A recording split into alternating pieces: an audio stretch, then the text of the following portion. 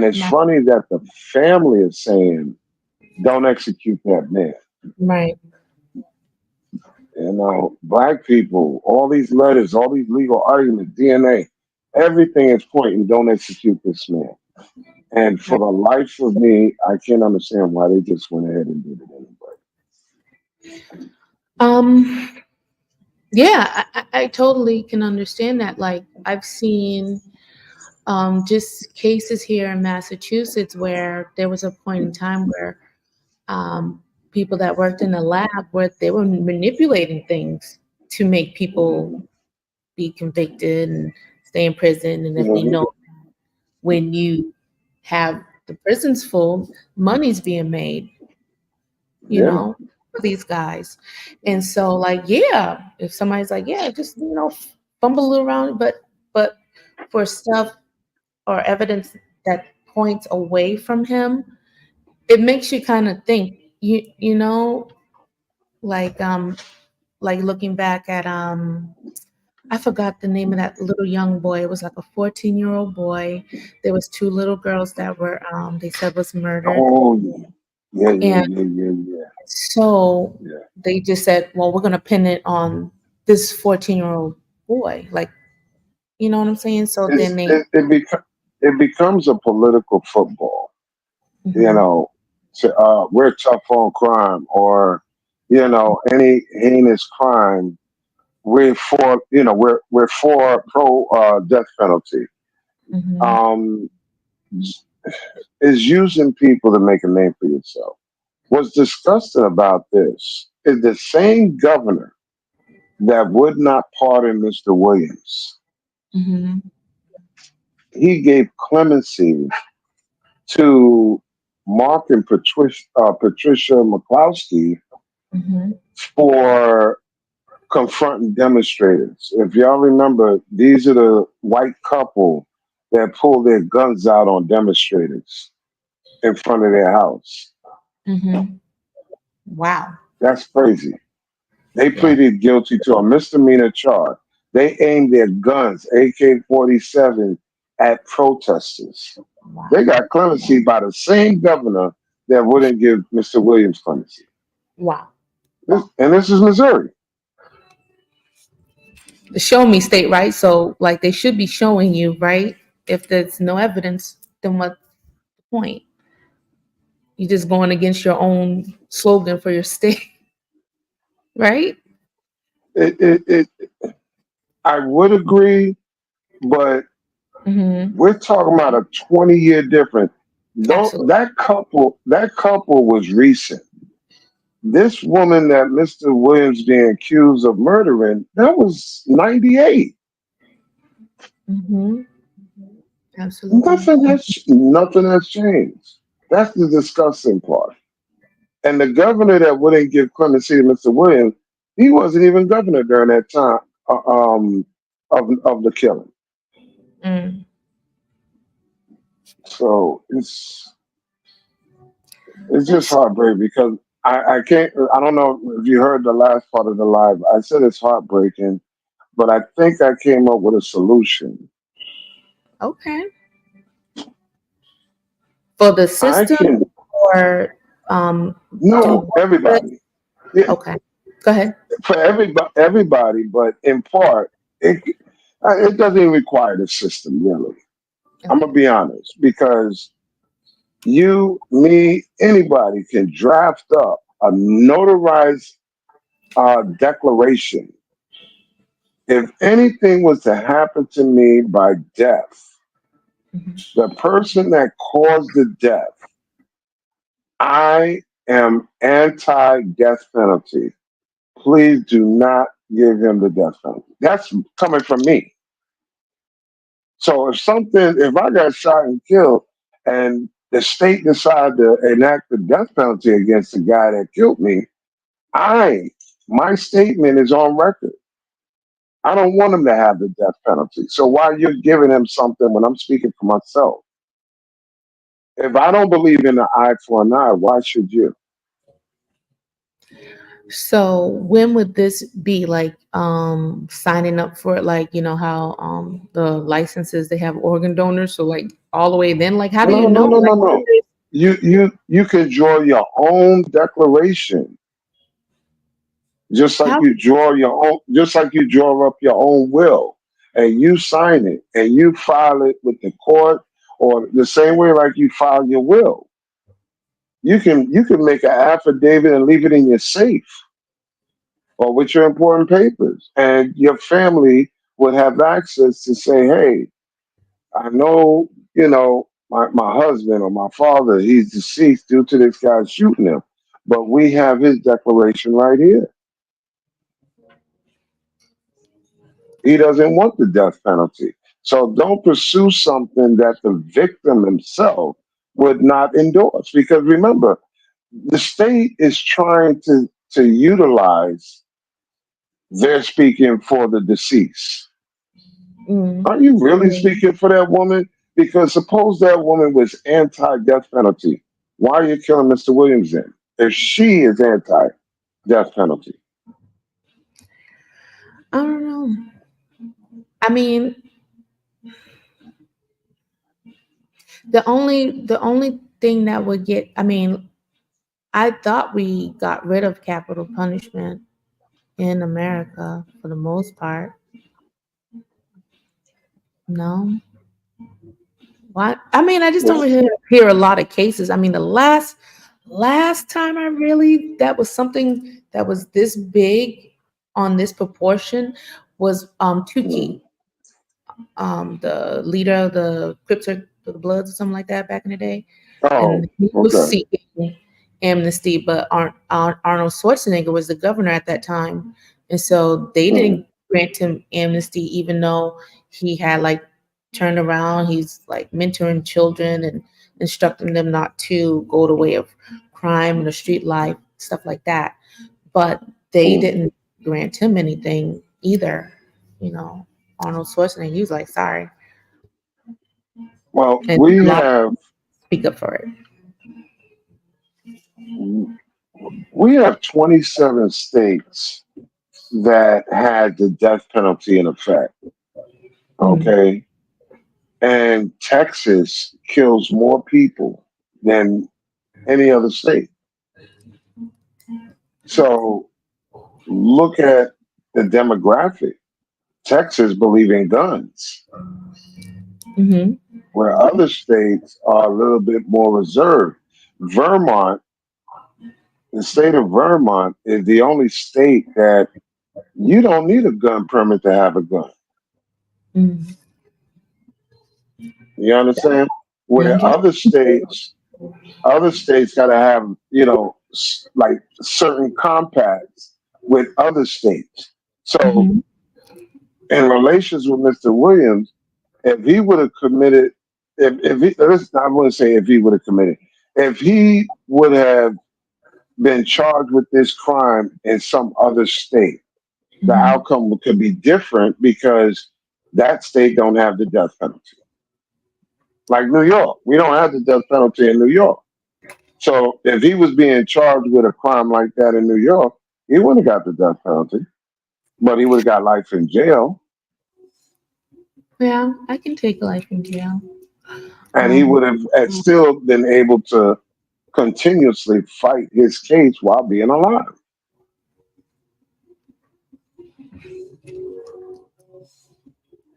that But to makes kill the man, to kill the man 2 decades later, that's insanity. Yeah, 20 years is like a long enough time. Like that's you might as well just have him there for life if at that point, because to wait all that time just to meet your fate, like that's horrible. Like They yeah. they didn't they didn't even give cop killers that kind of. You understand? Mhm. I can take it back to uh, the one of the guys that was close to Bumpy Johnson. He did time in jail and he came home. Wow. Everything doesn't mean you die in jail. 20, 30 years later, we actually see that black men are the ones doing 20, 30, 40 years and being released on DNA. We don't hear that about white folks. Mm. We don't. Why? Because they actually do it.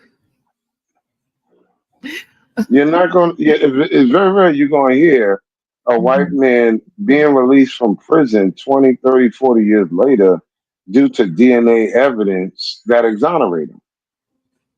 Black people, we the only ones that get that.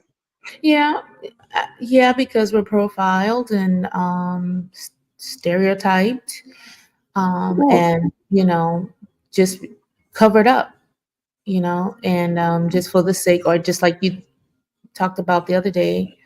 Maybe we didn't talk Mm, about. Yeah, we did talk about it on the New York, mm. the five, the boys, the how all the Yes, Central Park Five. Central Yep. Park Five. Sorry, and how all that was just pinned on these young men just because wrong Mhm. place, wrong time. Somebody has to account for this, and really bad. and, and, and it's funny that a person that is running for presidency was around during that time in New York. He felt that they was convicted, they was guilty, and here we are decades later, and he still think that way. It's crazy. They had the deck stacked against them the moment the handcuffs went on. Nobody thought they was innocent. It was big news, like Rodney King and Ferguson. It was big news throughout the Right. world, and I'm glad they got exonerated. I'm glad that each one of them guys took something from that experience and turned it into a positive. I'm very good friends with even Corey Wise. That Mhm. was one of the short of us. I became good friends with him through someone else, and I learned a hell of a lot. That, like you said, wrong place, wrong time is Mhm. one aspect, but not having the right attorney, the right backing. That's what messes up everything. You don't have the right attorney and the right Mhm. backing. It's not their Come fault. I on. mean, if okay, from what I just garnered from when I watched the video, I mean the movie that they made, Ever Mm, Duve. I'm probably not pronouncing that right, Miss Duve.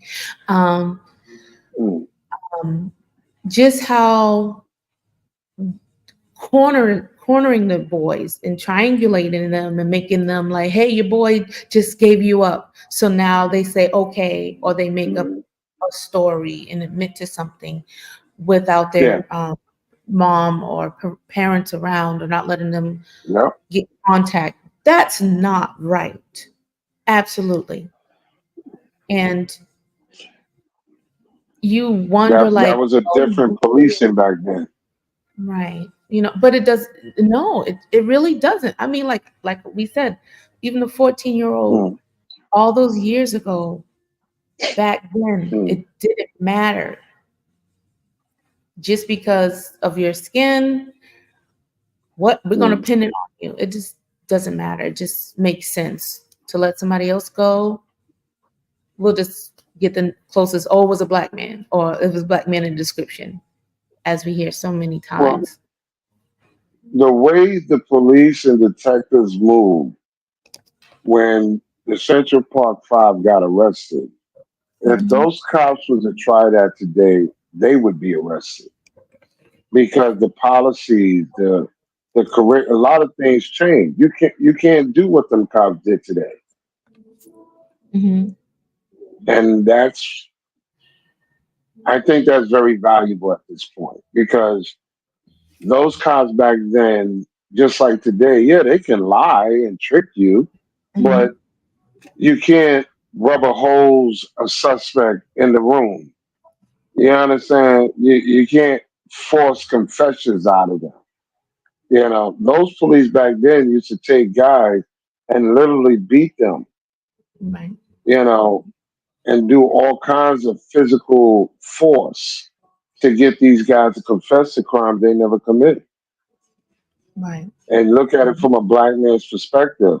Hmm. Do you really want 10 police officers or more to whip your behind around the clock j- just so, just so you can hold on to the little dignity of not confessing to something you didn't do? Or will you just give in and say, okay, I did it, bro. Go ahead. Just stop beating me. That Yeah. was 50s, 60s, 70s, 80s, 90s when it came to black men.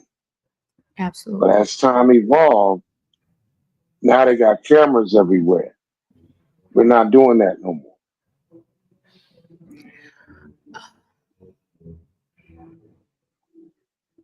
Sometimes yeah, we do have cameras. Sometimes I do get afraid. Like, Mm. truly, like, have we evolved? Have we become better? Yeah. I, No, I'm really afraid. it's, in the legal sense, somewhat we did. I Oh, mean, with Mr. Williams, he's been failed by the same system that we have upgraded since the 80s, the 90s, the 70s, and so on. mhm. But we have came away because, like I said before, we wouldn't have known about the Rodney King and Ferguson's and all these guys that's been abused. We wouldn't have seen it if they didn't show the tape. Okay. Remember So who were had there these tapes? body cams back then during Rodney Yeah. King time? No, no, no. There was nobody. Not back then. But I'm just saying that the evolution of the body cam being able to subpoena it and get it. This is why I salute guys like Attorney Ben Crump because they know how to go in there. Let me get that body cam, and now we actually see what these cops do Hmm. and hold them accountable. Now, good luck for conviction, but hey, you know, Von Erich said that it's still being done just on a different level and era. exactly, Yeah, like, exactly. or recycled, but it's rebranded as something else, or Mhm. it's like that. And it's just really You have to unfortunate. be a You would think that your morality would evolve, as they say, like, those are my ancestors, those are my great great grandfathers and everything. There's the one that did that, but like, you're looking now, you're still doing the same thing. morality went out the window somewhere between 94 and 97 because I strongly believe between 1994 and 1997 is when people lost their mind and they disregarded the doctrine of just because I can don't mean I should. We forgot all about that. We just do what we want to do. And the heck with consequences. And the heck with responsibility or accountability. Hmm. The only time we want accountability or responsibility is when there's some money in it for us. Hmm. That's it. There's no money in it, man. I don't care. I'm going to step on your toes. I'm going to curse your daughter out. And if I feel like smacking somebody, I'm going to do it. And ain't nothing nobody can do about it. You're right, because nobody is checking nobody. Well, I No, mean, are we not checking anybody, or we're not checking ourselves as a community? Because that's totally two different things. no, Because we could, no, we're not checking nobody. You can check yourself, but the idea of somebody that you don't know walk up to you and tell you, "Yo, mhm, bro, that ain't right, man. You need to chill." That's another fight just started. right? Yeah, and that's calling to like another aspect too. It's like the discussions that we have with um calling on you men to protect Black women, right? But we had this big discussion the other week on Evo's podcast Hmm. about how we want all women should be protected. You know what I'm saying? And I believe that the Black man would do it, but it's so it's gotten so bad, like you said, nobody can be checked. You standing in, you standing up could cost you your life. Yeah, It has reached yeah. that point. Like people, they can't self regulate. Like, oh, okay, man, I understand. Like nobody's backing down, and it's like, And that's why I make the points that it's more liable and more risky for a man to defend every female, every black woman he comes across, because he may not go home to his family because he wanted to play Superman that day or that mhm, night. You understand? His daughters, his kids won't have a father because he wanted to do the right thing. Sometimes the right thing is not the right thing. And I wouldn't mind, and I'm going to try to go on a ledge and say yeah, men don't have a problem protecting black women if it wasn't so majority of them poking their finger in men's faces, fighting men, just really antagonizing. I watch women spit on men, and they mhm, only what 5'6", 130 pounds. And the only time they bring up the fact that they're female is when the man reacts. right, That's crazy. If men started seeing more women, more black women being more subtle, humble in how they communicate and not come off like they are men, mhm, men would have no problem protecting you. So we are instantly going to protect a old woman that can't defend herself. We're going to automatically protect a 12-year-old girl that's lost and trying to get home to her mom. We're going to do this mhm, automatically. But if you're 20, 30 years old, always in men's faces, pointing your finger, cursing at them, calling them bros, and all of this masculine stuff, nah, that's a risk for a man. right, Because you're a troublemaker. You're what they call a problem starter, and then you back out and say, "But I'm a female." You right. started, and then you back and say, "Oh, I'm a female." Don't work like that. They've been like, and like, not to stay away from the case, but it Mm, has been, uh, because of social media, you do get to see this more often. And it's not just war mm, stories or horror stories that you guys talk about at amongst yourself as bros at the barbershop, but like, I mean, even looking back last year, the woman that went to Dubai, she didn't abide by mm, the rules. She couldn't even self-regulate in another country, and they had to put her away. You know what I'm saying? But then mm, all the way back to America to try to get all the black people, this is wrong, this is wrong. But like, you have no sense of self, no awareness to know that, hey, let me look up the laws or things like that, or let me just be, like you said, just be a female, like that's soft, like, mm, "Can you help me, or can you point me in the right direction, or oh, thank you, have a good day, smile." Like you can't even do that. Like it's a problem. Or even if, like you said, even if a man did come off crazy, can you swallow your pride in that moment and be like, I got to make it home, or can I get help, somebody else help me, type thing, mm. de-escalating. And then, you have the females, the lady that faked her own kidnapping on the side of the highway and had people looking for her, but she kind of, for her boyfriend or something, some crazy stuff. And then Brickgate, the lady that injected her face with saline, talk about somebody hit her in the face with a brick and she extorted money Mm, from us. And it's like, okay, logically, people would say, even women, like, we can't get behind you guys' bad behavior. And I just think it's a behavior thing that, okay, am I willing to step in for somebody that mm, willingly does this? That's different. That's a total different thing. Willingly getting in trouble, like you said, a fire starter, as opposed to mm, somebody that's really innocently being harmed. So mm. I just get scared. And so like now we create this thing, which I like what Kevin Samuel said. He said an ethnic image is okay. So if you think about Indian people, you have certain generalizations that you have about them. When you think about Asians, you have certain generalizations that you think about. So when you think about Black people already have the generalization.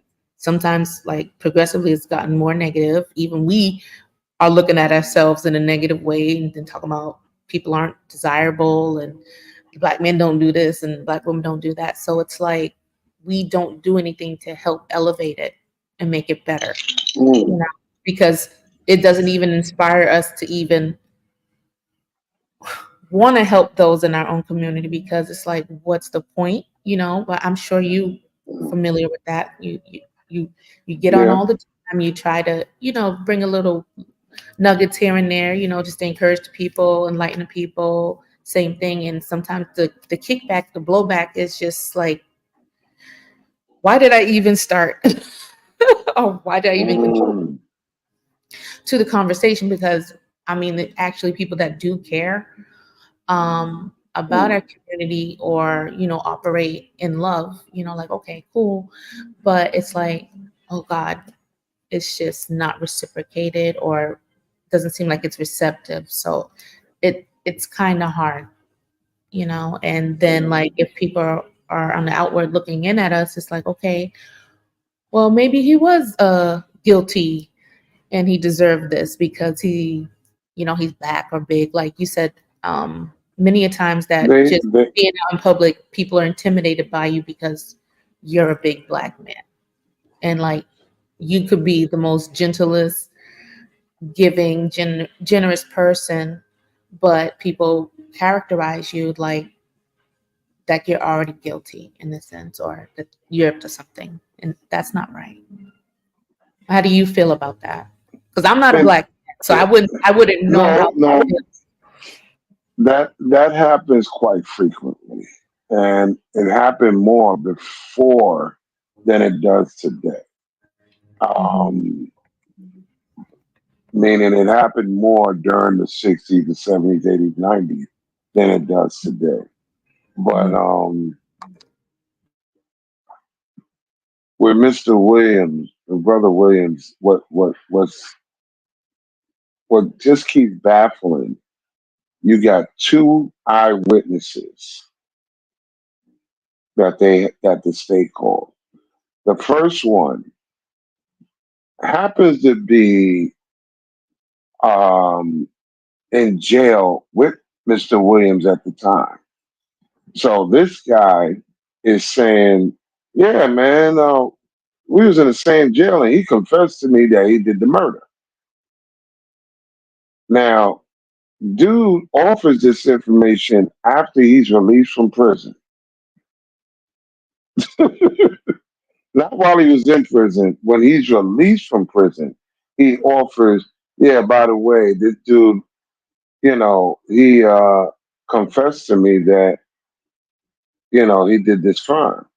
And the second witness is his girlfriend, and the girlfriend,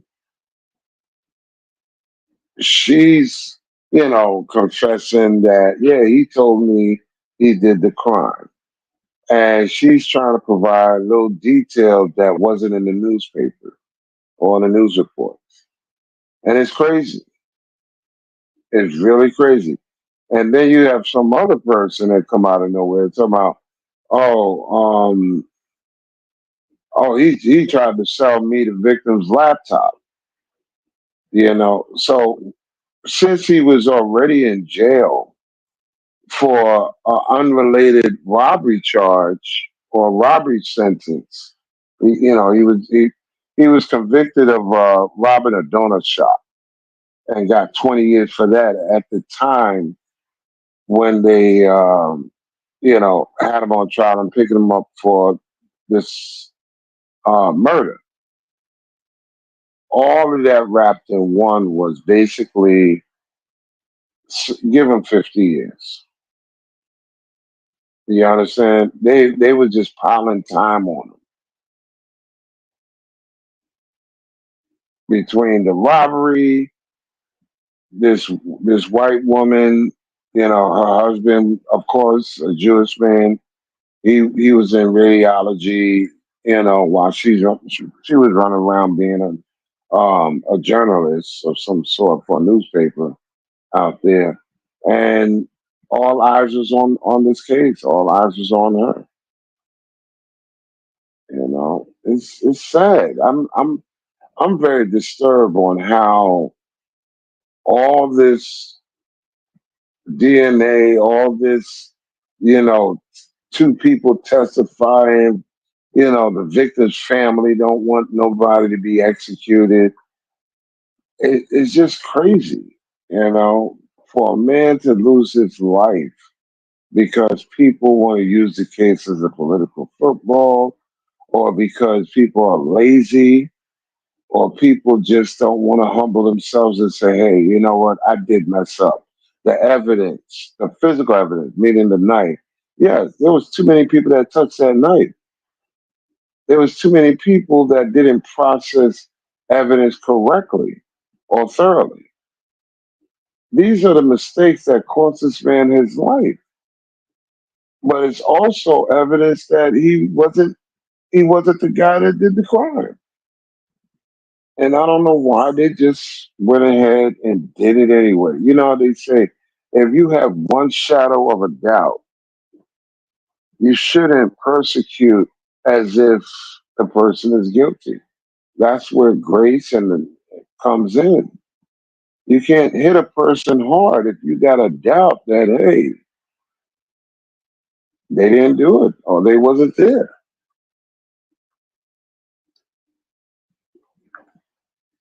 You just have to weigh that out. So I just hope that, we learn from this. I hope that, people will try their best to not be so hasty, not to use people to better their image or their agendas. Um, and we really need to make it's sad to say it, but we really need to, as individuals, male, female, whatever, we should make the same way you make up your own will. You need to sit down and write your own declaration. I'm really passionate about this, saying that if something happens to you, if you're murdered or dead by somebody else's negligence or intentions, you do not elect them to suffer the death penalty. Any punishment will be suitable, but the death penalty. It's the same way like the driver's license. Do you want to donate your organs or you don't? The same type of declaration. This way, if by some unforeseen chance it happens, the state is not responsible for deciding. You're telling them what you would prefer. Because if I'm anti death penalty, how are you going to convict somebody and put them in the death penalty? If I'm saying I don't believe in a death penalty, come on. It's not always an eye for an eye. And we need to learn that. You know, we have to learn. It's not always eye for an eye. Sometimes people forgive or they apply grace. They have religious background. They have moral background. They have, different things that can make them say, you know what? Yeah, you killed my wife and that was my everything. But to take her life, that ain't going to bring her back. So, some people be like, hey, I'm good if you do 40 years. I'm good if you do life. But to sit here and say death penalty, that there's some people, don't get me wrong, there are some people that I'm not going to sit here and debate about who deserves it and who don't. There are people that need the death penalty. Hell, the same day they did the crime. But we really need to examine those that We pick out of a hat based on somebody else saying some broad, vague statement. And even if we take what a witness say, when that DNA says, uh-uh, this ain't you, that's that's it. Show is over. We don't keep going at the brother and keep no, come on. That's like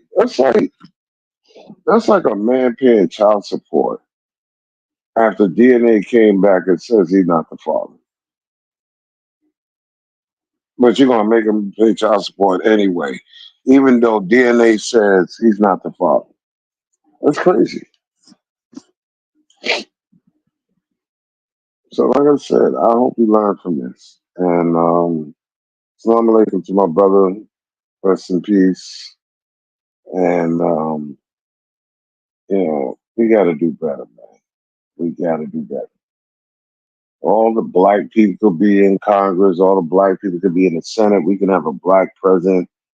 That's not going to take. That's it's going to take way more than that. We can have an all-black Supreme Court justice. We need to do more than that.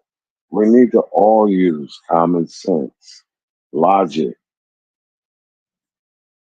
grace, and respect life just like it was your own. Because any one of us can be in that man's position.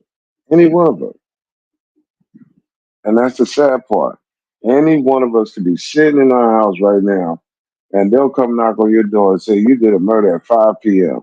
And you'll be like, "But I was ordering Uber Eats. I was home. I didn't, what?" And next thing you know, you're spending 2 decades in prison trying to prove that it wasn't you. And they still execute you. It's crazy. So, salute to everybody, man. And I hope y'all learn and take something away from this.